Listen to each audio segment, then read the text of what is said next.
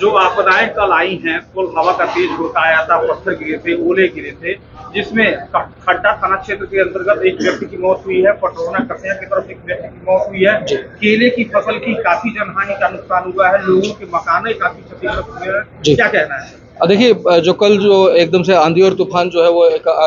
अचानक से आया था, और उसकी बाद में जो है पूरी रेवेन्यू की टीम को इस बात के लिए कहा गया है कि जो भी जनहानि, पशु हानि या फिर कोई भी नुकसान अगर हुआ है, फसल का नुकसान हुआ है, केले की खेती के कुछ नुकसान भी सामने संज्ञान में आए हैं, तो हम लोगों ने सारे हमारे जो नीचे के लेखपाल और बाकी रेवेन्यू की टीम है, सब लोगों को कहा है कि फील्ड की रिपोर्ट्स जो है वो जल्दी इसमें कंपाइल करके और जो लॉस हुए हैं उसका आकलन करके एक रिपोर्ट जो है हमको भेजें, और जो शासकीय व्यवस्था है उसके तहत जो भी लाभ उन लोगों को दिया जाएगा उसके लिए हम लोग काम करेंगे। सर, आप जनपद में पहली बार कप्तान तहसील में आए हैं, फरियादियों की काफी लंबी संख्या है, इससे स्पष्ट हो चुका है कि आपसे काफी लोगों की उम्मीदें थी, इस पर क्या कहें? देखिए, मुझे लगता है कि सभी जो लोग आते हैं वो एक उम्मीद से आते हैं, और सब लोग ये उम्मीद करते हैं कि उनकी बात का संज्ञान लेके हम लोग गुणवत्तापूर्वक उनका काम करें। इसके लिए हम लोग पूरे तत्पर हैं, लगे हुए हैं, और आपने देखा भी होगा कि लगातार हम लोग निर्णय ले रहे हैं, और समय समय पे अभी हम लोगों ने एक नया प्रयास भी हम लोग करने जा रहे हैं कि हर गांव में जो है भूमि विवाद रजिस्टर बनाया जाएगा, जिससे कि हर गांव के कितने मामले, किस तरह के विवाद कहाँ पे हैं, उसका एक आकलन ठीक से हो सके, और उसको फिर प्लानिंग के तहत हम लोग उनका निपटारा कर सकें। तो इन सारी चीज़ों पे हम लोग काम कर रहे हैं। सर,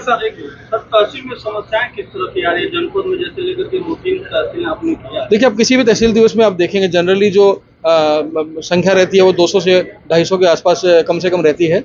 उसके बाद अगर आप उसको कैटेगराइज करें तो ज़्यादातर लोगों के भूमि विवाद रहते हैं, कुछ पैमाइश के हैं, कुछ कब्जे के विषय हैं, किसी के कुछ खतौनी में कुछ त्रुटियां हैं, उनको ठीक कराने के लिए आते हैं। कुछ मामले न्यायालय के भी हैं जो इसमें नॉर्मली आ जाते हैं, लेकिन वो चूंकि न्यायालय से ही उनका निपटारा होना है तो उनको भी हम लोग थोड़ा गाइड करते हैं।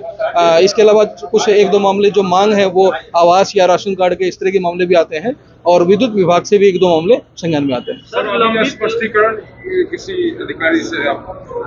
तहसीलदार का जो है वो स्पष्टीकरण कॉल किया गया है। एक मामले में वो मौके पे गए थे और उनको ये जानकारी नहीं थी कि वो मौके पे गए थे कि नहीं गए थे, जबकि